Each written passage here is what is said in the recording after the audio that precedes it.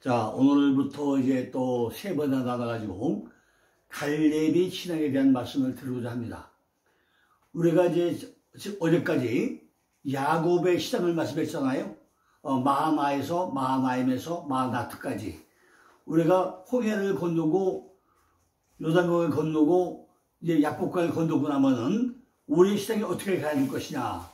최소한도 우리의 신앙도 갈렙같이 여호수아같이, 그죠? 여호수아 갈렙 같은 그런 신앙까지 가야 되기 때문에 오늘부터 이제 갈렙의 신앙에 대한 말씀을 드리고자 합니다.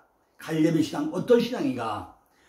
민수기 14장 38절 보니까 그 땅을 정탐하러 갔던 사람 중에서 오직 눈의 아들 여호수아와 여분의 아들 갈렙은 생존하니라, 이런 말씀 나옵니다.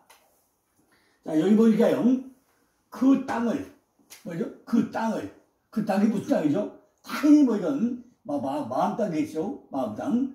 우리는, 지도상에 보면은, 바로 어디? 가데스바네아. 그걸 하지만, 우리는 뭐 알죠? 바로, 우리는 이것이 마음 땅인 걸 알고 있죠? 마음 땅. 그 땅. 하아래처. 하아래처면, 이건 당연히 마음 땅 이야기구나 하는 걸 우리가 알 수 있습니다. 그런데, 정탐하러 갔던 사람 중에서 오직 눈의 아들 여호수아와 여분의 아들 갈렙은 생존하라 나와요. 자, 이게 굉장히 원의 비밀이 있습니다. 이걸 우리가 잘 봐야 돼요. 왜 하나님은 반드시 눈의 아들 여호수아와 여분의 아들 갈렙이라고 설명하냐는 거죠. 원어를 잘 보시면요, 호시와 벤 눈, 여기 뭐죠? 눈의 아들 여호수아와 베호시와 벤 눈, 눈의 아들 여호수아와 또 뭐죠? 베 칼렙 벤 여분네, 뭐죠?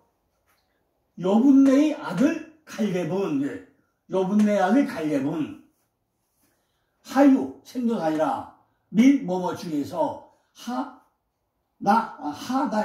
하나신, 그 3년 중에서, 여기 에너시인데, 하나신, 복수죠. 에너시의 복수가 하나신이다. 중에서, 바로 하햄, 하홀킨, 라툴, 에투, 하아레츠.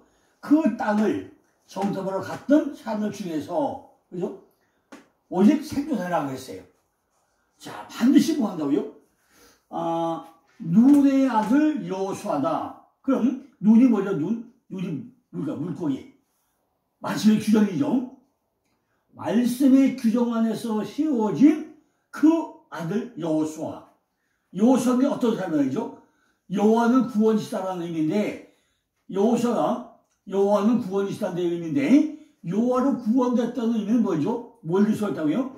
말씀의 규정으로 세워진 자가 여호와는 구원이라는 얘기입니다. 예수님이 뭐예요? 구원자라고 오셨잖아요. 바로 예슈아 같은 이름 아닙니까? 호세야 똑같은 이름이죠. 호세야, 예호슈아, 여호수아 똑같은 이름인데 다 뭘 주셨다고요? 말씀의 규정으로 세워진 아들. 여호수아가 세워진 것은 뭘 주셨다고요? 말씀의 규정으로 세워졌다는 거예요. 또 갈렙은 개인데, 뭐죠? 베칼렙, 벤 여분네로 아들로 세워진 자, 회전하고 돌리고 향하고 돌이키게 하는 그런 아들로 세워진 그 갈렙. 이렇게 확실하게 원어는 의미를 풍부하게 설명했다는 거죠. 그리고 뭐죠? 오직 이런 사람들 중에 생존하라, 하이고 민, 하나신, 생존하리라. 뭐 봤다는 그 땅을, 하아레츠, 그 땅을 탐지하러 갔던, 하올킴, 갔던 사람들 중에 오직 생존하였다. 그 얘기예요. 자, 이거 썼는데, 대표가 두 명이죠. 여호수아와 갈렙인데, 여호수아는 에브라임 지파의 대표자였고, 갈렙은 뭐예요? 유다 지파의 대표자예요. 갈렙이 뭐예요? 개는 말을 잘 듣죠. 쫓아가죠. 향하가죠. 이런 의미를 우리가 알고 보면은 엄청 쉽다는 거죠. 개혁해. 뭐가 개죠? 주인에게 100% 순종하는 자. 이게 개잖아요. 자, 이걸 우리가 염두에 두고 오늘 말씀 서로 부분을 또 말씀을 드리겠습니다. 민수기 13절과 14절에 나타난 가데스 바네아에는 이스라엘 백성이란 말로 경계선에다 경계선. 자, 우리가 경계선, 그죠? 경계선을 한다면요, 이 선에서 넘어가고 하는 게 경계선이잖아요. 그 선에 있다는 거죠. 우리가 성경을 보면서 지도상의 위치를 안 보고 나면요, 성경 이해가 안 되는 게 굉장히 많습니다. 그러니까 여러분들은 반드시 성경을 볼 때 지도를 확인하는 게 굉장히 필요해요. 자, 간데스 바네아가 어디요? 간데스 바네아가 지금 이스라엘이 어디 있죠? 람세에서 떠나가지고 가나안까지 가는데 장막을 몇 번 지죠? 그죠? 장막을 마운드 쳐요. 마운드 치는데 어떻게? 다시요. 람세에서 떠나가지고 가나안까지 가는데 장막을 마운드 칩니다. 그런데 하나님은 그걸 그냥 보냈을까요? 아니라는 거죠. 12지파의 대표자를 한 명씩 다 선정을 해가지고 12명을 지금 어디? 가나안 땅에 청탐하러 보냅니다. 가나안 땅. 그 가나안 땅이 어떤 땅이죠? 이미 제가 선생님 말씀드린 가나안 땅은요, 맨 먼저 뭐죠? 히브리 땅. 그 땅을 건너가야만이 되는 땅. 그게 히브리 땅이죠. 히브리. 반드시 히브리 건너가야 돼요. 그게 뭐예요? 그게 블레셋. 그다음에 이스라엘 땅, 임마누엘 땅, 영화로운 땅, 여호와의 땅, 거룩한 땅, 유대의 땅, 약속의 땅, 젖과 꿀의 땅, 이렇게 9단계 거쳐가지고 10단계까지 가야만이 그 땅이 뭐예요? 가나안 땅이 젖과 꿀의 땅이다. 이거를 제가 지난번에 설명을 했기 때문에 오늘은 시간 관계상 설명을 안 하겠습니다. 여러분들이 이 가나안 땅을 찾아보려고 하면요, 지난 영상을 쭉 한번 보시면은 제가 가나안 땅의 10군데 지명을 하나하나 설명해 놓은 것이 나옵니다. 그걸 전부 다 보셔야 돼요. 우리가 가나안 땅을 들어갈 때 그냥 들어간 게 아니죠. 왜냐면요, 우리가 가나안 7종, 헷기야가 부이요. 우리가 가나안 땅을 하는 것이 그냥 그게 아니라 거죠. 왜 가나안 땅은 뭐가 있냐? 헷기야가 부이요. 7개의 족속이 나한테 있는데 그걸 가기 위해서는 10단계, 바로 히브리부터 해가지고 마지막 10단계가 뭐예요? 그 땅이 젖과 꿀이는데 거기까지 가야 되는데 지금 누가 12명의 정탐꾼이 정탐으로 가는 내용이 오늘 전반적인 그 핵심입니다. 그런데 그 중에 누구라고요? 유다 지파의 대표 여분의 아들 여호수아와, 그죠? 여분의 아들 칼렙, 그죠? 에브라임 지파 2명만이 그 땅 가고 나니까 대단하다 생각하고 나머지는 아니다 하는 건 우리가 너무 잘 알고 있죠. 이걸 우리가 염두에 두고서 오늘 말씀을 들으시면은 이해가 빠를 것 같습니다. 그런데 여기 보면 람서 떠나가지고 여기 뭐 요가 숫곳이고 요가 고센 땅이고 요가 비돔이에요. 비돔 쭉 오면 이제 호계를 걷는데 요가 말하고 엘림이고 르비딤이고 가운데 요가 시대산이죠. 여자 자궁 생산 공장 거기고 요가 이제 아카바반이고 요가 수에주나고 요가 미디안 땅이고 요게 그 코가 요거 에시온 개별이고 요 한 가운데가 요게 가데스바네아 요 사해 맨 끝자락 밑에 쪽이 돼요. 그리고 오른쪽에는 암몬이고 모압이 있고 바로 사해 오른쪽에 디본이 있고 위에 뭐 히스본이 있고 사해 오른쪽에 호르마가 있고 그 중간에 헤브론이 있고 여리고가 있고 그러니까 지금 가데스바네아라는 것은 호르마와 여리고 사이에 헤브론 여러분이 다른 건 몰라도 헤브론은 잘 알잖아요. 연합된 땅 잘 알잖아요. 이렇게 지도를 보고 나면 이게 어떻게 옮겨갔는가. 이스라엘 민족이 람세 떠나가지고 수컷에서 호계 건너서 마라고 찾아서 엘림 거쳐서 쭉 가면서 시대장 거쳐서 에시온 갔다가 여기서 뺑뺑뺑 돌아요. 여기서 돌다가 이걸 돌아서 마지막에 요단강 건너가지고 그 가나안 땅 들어가는데 그 지역을 이렇게 여러분들도 지도를 통해서 완벽하게 이해를 해보셔야 됩니다. 자, 민수기 13장과 14장에 나타난 가데스 바네아. 그 뭐죠? 가데스 바네아 뭐한다요? 신성한 곳, 거룩한 곳, 거룩한 곳. 신성한 곳, 거룩한 땅, 거룩한 장소. 이것이 가데스 바네, 가데스 바네아. 우리가 가데스 바네아면 그냥 뭐 지명이 아니라, 아, 그곳은 바로 내 안에 신성한 곳이고, 거룩한 곳이다 하는 것이 민수기 32장 8절에 나와요. 어디에? 민수기 32장 8절을 보고 나면은 그 땅은 신성한 곳이다. 거룩한 곳이라고 설명되어 있습니다. 이들은요, 더 앞으로 나아가서 가나안 땅에 들어갈 수도 있고, 뒤로 돌아서 가지고 다시 애굽 땅에 가서 노예생활을 할 수 있고, 완전히 지금 뭐예요? 가데스 바네아 뭐예요? 이 경계선. 아주 기로에 서 있단 말이죠. 뒤로 바꿔야 갈 거냐, 앞으로 전진해 갈 거냐, 이것이 경계선. 우리가 믿음대로 앞으로 나갈 것이냐, 아니면 제자리에 있을 것이냐, 뒤로 돌아갈 것이냐, 이것이 항상 우리 앞에 명제를 주어진다 그입니다. 우리가 시작을 하면서도 내가 전진해서 나갈 것이냐, 아니면 정체된 고다리에 가면 서 있을 것이냐, 뒤로 바뀌어서 옛날로 돌아갈 거냐, 이런 것이 참 많죠. 저 같은 경우도요, 82년 4월 11일 예수 믿었어요. 그 전까지 뭐 했죠? 절에 다니면서 불력을 달달 외우고 다녔습니다. 마하바나 바라멜다시 조교도 겨우도 이걸 달달 외우고 다녔는데 82년 4월 11일 교회 딱 와가지고 우리 김숙희 원래 목사님한테 에스겔 37장의 말씀을 다 깨져가지고 지금까지 완전히 성경에 미쳐가지고 성경 사박적 해가면서 지금 성경 다닌데 있지 않습니까? 그럼 저는 전진 이렇게 앞으로 가는 시간만 달려왔다는 거죠. 뒤로 돌아갈 겨를이 없었어요. 제가 몇 년이죠? 90년 9월 8일 날 양수리 수양관에서 하나님을 만나고, 그죠? 하나님을 만나고 나서 지금까지 신앙이 한 번도 퇴보한 적이 없어요. 오직 앞으로 전진방향은 이런 신앙을 살아오고 있다는 거죠. 이렇게 우리는 가데스 바네아라고 한다면은 우리가 경계선, 어느 곳에 있을 거냐, 가나안 땅에 들어갈 수도 있고 뒤로 돌아갈 수도 있고 내가 어느 곳에 서 있을 것이냐, 정치해가지고 광야에 방황생활을 할 수도 있고 우리는 경계선에 있을 때가 많이 있다는 것입니다. 이 가데스 바네아라고 하는 경계선은 한 인간의 인생이나 한 가정의 운명을 결정하는 기로가 될 수도 있고 국가의 운명을 결정하는 기로가 될 수도 있다는 것입니다. 나라가 더 발전할 거냐, 퇴보할 것이냐. 지금 우리나라가 이런 경계선, 기로에 서 있지 않습니까? 얼마나 지금 우리나라가 미국에 서 있습니까? 앞으로 전진할 거냐, 후퇴할 거냐. 이 경계선에 서 있다 우리나라가 지금. 가데스. 카데시. 바로 신성한 곳, 거룩한 곳, 신광야에 있는 가데스를 가리고 있다는 거죠.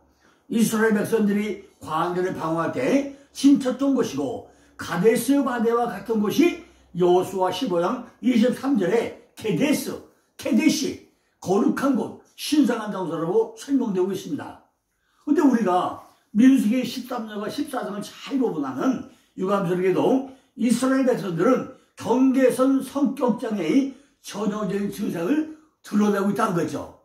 기껏 홍해를 건너와가지고 막 무슨 문제 생기니까 아이고 우리가 애굽에 있을 때는 고기도 먹고 뭐도 먹고 다 좋았는데 왜 우리가 고생시키나, 이렇게 불평과 원망이 하늘을 찌르고 있는 이런 것들이 얼마나 많이 있어야하는 거죠.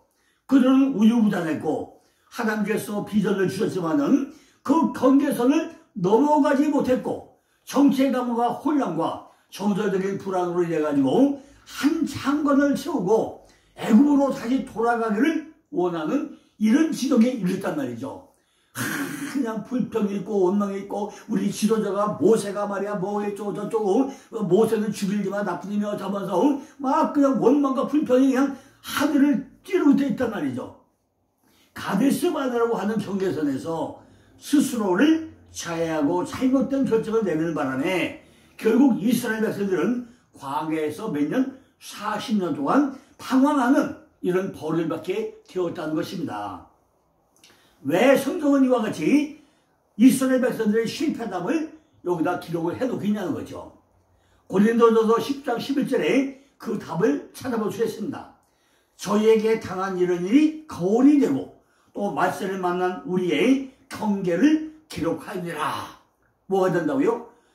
고린도전서 10장 11절에 답이 있는데 저희에게 당한 이런 일이 뭐야? 우리에게 거울이야, 거울. 거울 앞에 있으면 내가 보이잖아요. 거울이 되고 말씀을 만난 우리의 경계로 기록해 놓았다는 거죠. 너희들이 어떻게 살아가는 거냐, 이걸 모범을 보인다는 거죠. 오늘을 살고 있는 우리 성도들이 동일한 실패, 동일한 불신앙을 반복하지 말라는 의미에서 이와 같은 이야기들을 기록되어 있다는 것입니다. 한국교회가요 90년대에 얼마나 그냥 펄펄 끓었어요. 우리 양순이 성만 하더라도요 하루에 한 10,000명 정도씩 전부 다 때려보려고 가지고 발들 틀림없이 기독불이 타오르고 말씀이 타오르고 집회가 이루어지고 난리가 났었어요.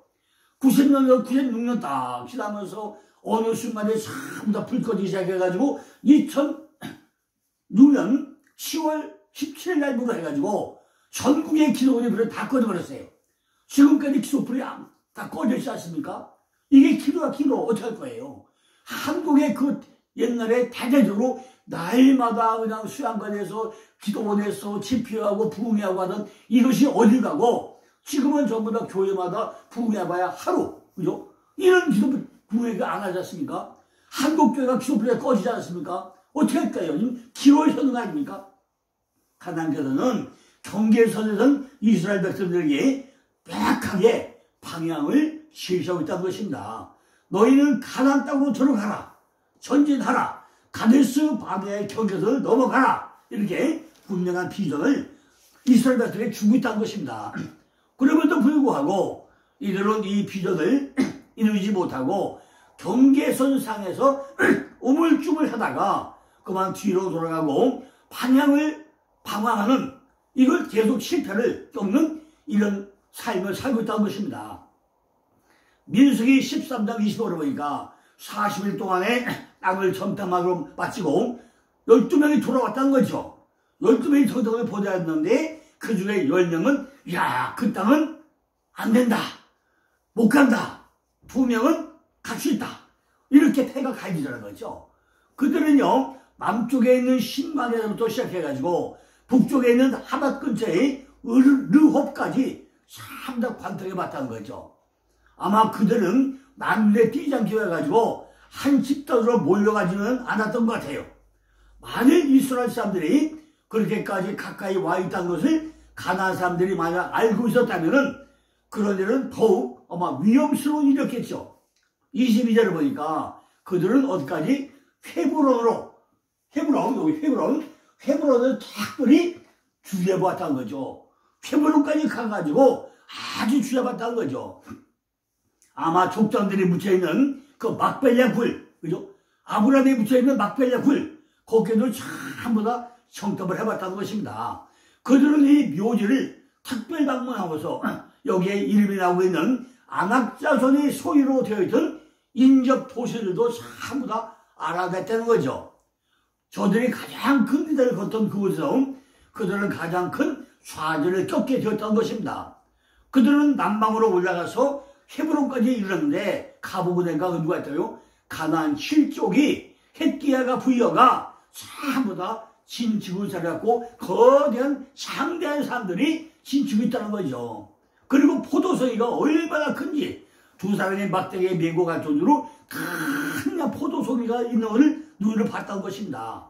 포도송이를 가지고 돌아가더라는 거죠. 그 포도송이가 얼마나 큰지 무겁던지 막대기에 끼어서 두 사람이 메고 날릴 정도로 그렇게 대단하게 보았던 것입니다. 이런 이유 때문에 그들이 포도를 가져온 그곳 이름이 뭐라고 해요? 송이의 골짜기다. 송이의 골짜기. 그죠? 엑시골. 송이 엑시골. 포도송이 골짜기. 나할 골짜기다. 이렇게 이름을 붙여줬다고 합니다. 송이의 골짜기라. 이 유명한 포도송이는 가나안 땅의 모든 산물이 한 증거였고 견본이었다는 거죠. 포도가 막 또 한 번 씌워서 뭐죠? 나는 포도나무에 얻는 가지라고 하잖아요. 자, 그러면은 포도송이가 크다는 뭐죠? 거기서 누굴 만났다고요? 예수의 모형을 봤다는 얘기 아닙니까? 그 큰 포도송이를 봤다는 거예요. 골짜기는 우리 안에 에스겔 골짜기가 얼마나 많이 있어요? 에스겔 골짜기 5차 있잖아요. 그 포도송이 골짜기 안에서 포도송이를 보았는데 포도송이 뭐예요? 어근이 뭐죠? 어기를? 아이를 잃다. 아이를 잃다는 의미가 있어요. 아이를 잃다. 내 안에 잃어버렸던 예수를 보았다는 얘기 아닙니까? 그런데 민수기 13장 3절 보니까 갈렙이 모세 앞에서 백성을 안도시켜 가로되 우리가 곧 올라가서 그 땅을 취하자 능히 이기리라 하는 유명한 말씀을 하게 됩니다. 누가? 갈렙이 누구에게? 모세에게 우리가 올라가서 그 땅을 취하자 우리는 능히 이길 수 있다 이런 말을 했다는 거죠. 갈렙이 뭐죠? 개 찾는 자, 온 마음 가지고 찾는 자, 그죠? 이게 개잖아. 갈렙은요 백성들이 모세 앞에 조차도 이미 동의하고 있는 것을 다 보았다는 거죠. 갈렙이란 찾는 자, 또 온 마음, 개라는 개, 집에서 그를 개라는 뜻입니다. 그는요 그의 이름에 부합하게 삶을 살았다는 거죠. 그는 마음부터가 열심히 했다는 거죠. 개가 주인에게 얼마나 충성을 합니까? 그런 사람이었다는 거죠. 여호수아가 만일 그 도교를 제동하기 시작했다면 자기의 주인 모세의 편을 든다는 오해를 받을 수 있었다는 거죠. 그러므로 그는 먼저 갈렙이 일에 나서도록 내버려 뒀다는 것입니다. 갈렙은 우두머리 집하고 따라서 선두가 되기에 적합한 유다 지파 출신이었다는 거죠. 갈렙은 그 신고 정탐꾼들처럼 그 거민들의 힘을 잘 보았다는 거죠. 그죠? 거민들이 어떤 사람인지 잘 보았다는 거예요. 그러나 민수기 13장 31절 33절 보니까 이스라엘 자손 앞에서 그 탐지한 땅을 악평하에 가로되 우리가 두루다니며 탐지한 땅은 그 거민을 삼키는 땅이요 거기서 본 모든 백성은 신장이 상대한 자들이며 거기서 또 네피림 후손 아낙 자손 대장부를 보았나니 우리는 스스로 보기에도 메뚜기 같으니 그들이 보기에도 그와 같았을 것이라. 이렇게 10명의 정탐꾼들은 가서 보고는 악평하고 원망하고 불평하고 있다는 거예요. 이는 사망에 이르는 그를 상징하고 있다는 것입니다. 절대로 우리가 믿음 생활을 하면서 남을 원망, 시기, 질투하면 안 되는 거 아닙니까? 그런데 기껏 40년 동안 보고 와가지고 야 그 땅 가보니까 네피림 후손이 아담 자손같이 대단한 무대를 있어가지고 우리는 그냥 뭐 메뚜기만도 못해. 그죠? 우리는 아주 그런 사람들이야. 우리가 어떻게 우리가 우리는 안 돼. 그렇게 부정적이게만 했다는 거죠. 그 중에 몇 명? 2명. 여호수아와 갈렙만은 생각이 다르다는 거죠. 눈의 아들 여호수아와 왜 그랬죠? 눈의 아들 말씀의 규정으로 세워진 자 아들. 그죠? 그 아들이 뭐죠? 말씀의 규정으로 세워진 자. 또 뭐죠? 회전하고 돌리고 하는 뭐가 향하게 하는 그걸 세워진 그 아들 갈렙. 그러니까 이미 신앙의 바탕이 완전 달라. 아들이 세워진 자. 근데 근본이 달라, 근본이. 생각이 다르단 말이죠. 이렇게 생명 안에 들어갈 수 있는 생각을 가지고 있단 말이죠.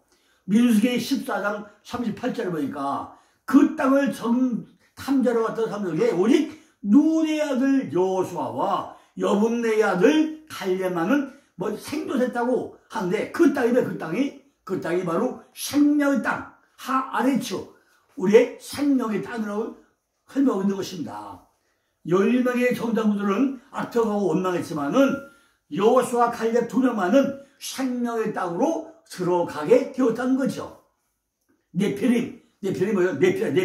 네팔, 그죠? 습격이나 공격하는 자, 그죠? 거인들, 이걸 의미했다는 얘기죠. 그런데 우리 뭐죠? 나머지 10명은 그들은 가니까 정말 거인 같고 공격하는 자 같고 겁이 패대에 나는데 거인들인데 우리는 메뚜기 뭐죠? 자르는 것, 살려내는 것, 생기질 하는 것, 이거 아주 하찮은 것, 풀뿌리까지 다 뜯어 먹는 것, 이게 메뚜기잖아요. 메뚜기 같다고 아주 그냥 잡혀먹고 만다는 거죠. 하나님은 이스라엘 백성에게 어떤 비전을 주었죠? 모세야, 너희의 12지파가 있으니 두령 한 사람씩을 뽑아가지고 먼저 가나안 땅을 탐지해보라. 가나안 땅이 뭐예요? 가나안 땅 헷기야가 보여. 가나안 실쪽에 있는 그 땅이잖아요.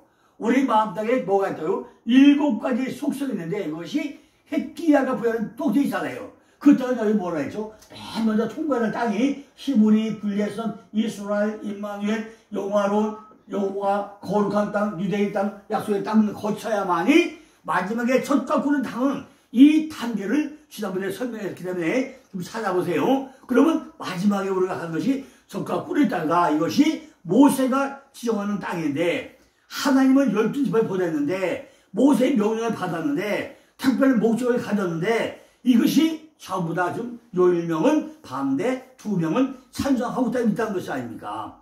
하나님께서는 특별한 목적을 가지고 12번에 보냈음에도 불구하고 모세가 보낸 것이 아니라 누가 보냈다고요? 하나님의 명령에 의해서 하나님의 명령에 의해서 순종해서 보냈을 뿐이잖아요. 모세가 보내겠습니까? 하나님의 명령이잖아요. 하나님이 이스라엘 백성들을 어디로? 가나안 땅으로 들여보내기 위한 것이 모세가 지도자로 해서 모세가 했겠냐는 거죠. 모세 뒤에 누가 있죠? 하나님의 돕는 손, 바로 하나님이시잖아요. 전부 다 하나님의 역사가 아니겠습니까? 가나안 땅을 탐지하려고 정탐꾼을 보내라는 명령이 하나님께서 누구부터? 모세를 통해서 명령을 내렸을 뿐이지 나머지 뒤에 누가 있다고요? 하나님 아니겠습니까? 이렇게 이스라엘 백성들을 전부 다 우려서 어떻게 해서 애굽에서 출애굽 시켜가지고 지금 어디를 보내려고요? 가나안 땅, 젖과 꿀이는 땅, 그 땅을 보내기 위해서 지금 보내는 거 아닙니까? 그런데 미리 땅을 탐지하러 보내는데 12지파를 보내는데 그 중에 10명은 반대, 2명은 찬성하고 있다는 거죠. 자, 1절 2절 보니까 하나님께서 모세에게 그들을 보내라는 명령을 내놓고 되어 있는데 신명기 1장 20절 보니까 나중에 다시 이야기를 보면요. 그러한 의견은 백성들이 먼저 꺼낸 것으로 보인다는 거죠. 그들이 모세에게 와가지고 우리가 사람을 앞서 보내어라고 말하고 있다는 것입니다. 이것이 그들이 불신앙이 소산이었다는 거죠. 그들은 가나안이 복된 땅이고 반드시 그들이 그 땅을 차지하게 데려가는 것이 하나님의 말씀이라는 것을 생각지 못했다는 거죠. 하나님은 우리에게 내 안에 평강과 샬롬을 주고자 하는데 우리는 그냥 교회 방마다만 왔다 갔다 바꿔 다니는 이런 시장이 우리의 시장이 아니라는 거죠. 그들은요, 그들의 길을 인도해가지고 가나안으로 가게 하는 구름기둥과 불기둥을 믿을 수가 없었다는 거죠. 내가 교회 가면 참 더 평안하고만 생각하지 그 뒤에 따라오는 훈련과 연단한가는 저는 생각을 안고 있다는 것입니다. 하나님의 지혜보다는 자기들의 정치적 수완을 더 신뢰하고 있다는 것입니다. 하나님께서 친히 그들을 대신해가지고 정탐해 주셨던 그 땅을 자기들이 정탐하겠다는 거죠. 그리고 하나님께서 친히 길을 보여주심에도 불구하고 자기들이 길을 찾으려는 것, 이것은 얼마나 우스꽝스럽냐는 거죠. 내가 내 멋대로 내 마음대로 하겠다는 거죠. 그죠? 우리는 이들과 같이 하나님의 계시보다 망각의 표상이나 보고에도 신호를 두다가는 스스로 파멸하고 만난 것입니다. 신앙으로 행하지 못하고 눈으로 보는 것에 따라 행하기 때문이라는 것이죠. 오늘날 우리가 얼마나 그렇습니까? 그냥 눈에 보이는 거, 이거만 쫓아가잖아요. 당장 눈앞에 이익만 되는 거, 너기만 쫓아가는 거, 돈만 쫓아가는 거, 이것만 우리 눈앞에 보이잖아요. 그것만 쫓아가고 우리가 연단하고 훈련받아가지고 그 뒤에는 그들은 숨겨놓은 축복은 눈에 보이지 않고 엉뚱한 얘기만 하고 있다는 거죠. 사람들이 모세에게 이러한 제의를 하자 모세는 하나님께 여쭤봤다는 거죠. 그래서 하나님은 백성들의 뜻을 들으시고 그 앞에 정탐꾼을 보내라고 모세가 결정을 했다는 것입니다.